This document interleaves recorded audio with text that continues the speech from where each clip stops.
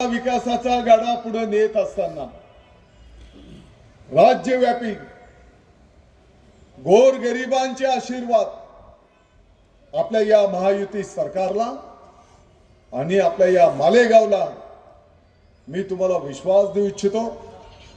जास्तीचा वेळ लागणार नाही।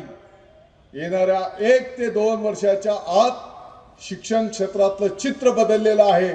अशा प्रकारचे आशीर्वाद सर्वसामान्य जनतेचे त्या ठिकाणी निश्चितपणे असतील।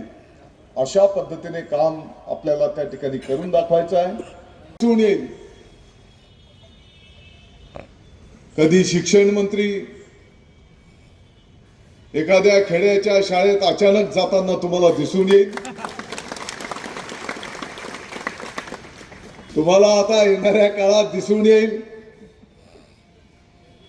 या शालेय शिक्षण विभागाचे सचिव महोदय अचानकपणे एखाद्या शाळेला भेट देतील। आपल्याला दिसून येईल शिक्षण विभागाचे अधिकारी आता शाळांमध्ये भेटी देतील। तुम्हाला दिसून येईल म्हणजे चांगल्या कामासाठी। कोणाला शिक्षक बंधू भगिनी असतील कोणाला त्रास द्यायचा नाहीये। मी पहिलेच सांगितलं की त्यांच्या अडीअडचणी त्यांना विश्वासात घेऊन आपली काम करायची पद्धत राहिलेली आहे। कोणताही विभाग असू दे, पहिले आपण आपली जबाबदारी करून दाखवतो, आपली जबाबदारी आपण पार पाडतो आणि मग आपले हक्क जे असतात ते हक्क आपण मागत असतो। आणि म्हणून या विभागाच्या कर्मचारी अधिकाऱ्यांच्यासाठी सुद्धा त्यांच्याही अनेक अडचणी आहेत। अनेक प्रतिकूल परिस्थितीत हा डिपार्टमेंट मार्गक्रमण करतो आहे। तर ते सुद्धा प्रश्न सोडवण्याच्या दृष्टिकोनातून आपण सर्वजण मिळून मला वाटतं की काम करूया।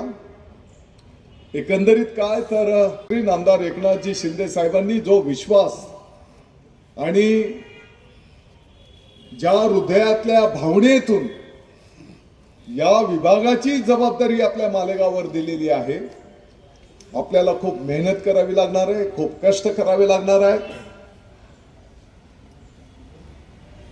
परंतु मी आपल्याला आश्वस्त करतो, तुम्ही बिलकुल काळजी करू नका। नेहमीप्रमाणे आपण सर्वजण मिळून कष्ट करू, वेगवेगळ्या माध्यमातून पाठपुरावा करू। मालेगावचा विकास ज्या पद्धतीने गाडा आपला निघालेला आहे तो आणखी जोमाने पुढे जाईल याबद्दल तुम्हाला बिलकुल काळजी करायचं काही कारण नाही। एबीपी माझा, उघडा डोळे बघा नीट।